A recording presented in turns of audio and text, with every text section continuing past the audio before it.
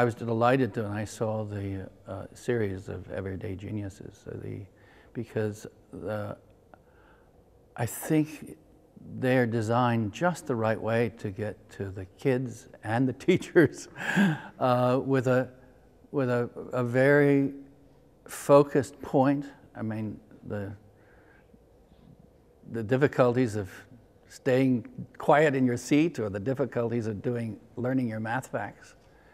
And also, they're nicely put together with wonderful drawings and illustrations. And I actually just reread the math thing and said, oh, little boy is so concerned because there's going to be a conversation with the principal and so forth. What's it going to be? And it's nicely handled, very nicely handled. And but it really illustrates what is true and is missed by our curriculum in many, many ways, is that being good at basic math facts really doesn't have much to do with being able to do higher math.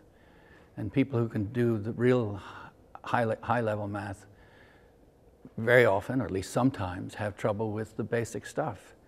And the idea that is a sort of foundation idea in our curriculum, that you have to master basic skills before you can go on to high-level skills, is just nonsense.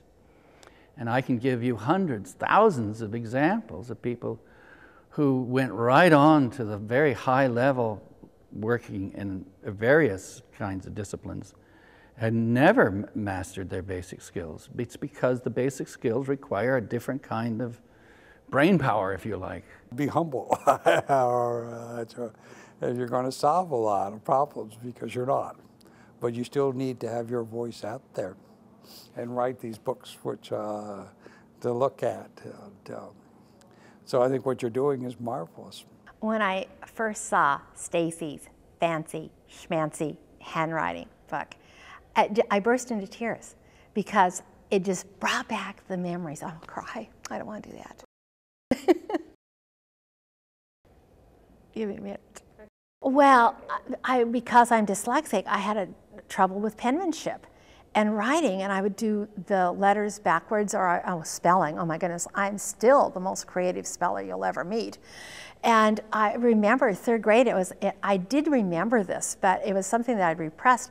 The teacher kept me in at recess every day because of my penmanship, because she said it was terrible penmanship, and she was determined to make it better, and she was determined to get me to spell right. And I couldn't, no matter how hard I tried. To this day, I don't hear words precisely, and I spell them the way I hear them. And there's sometimes even spell check cannot, almost all the time spell check cannot find them.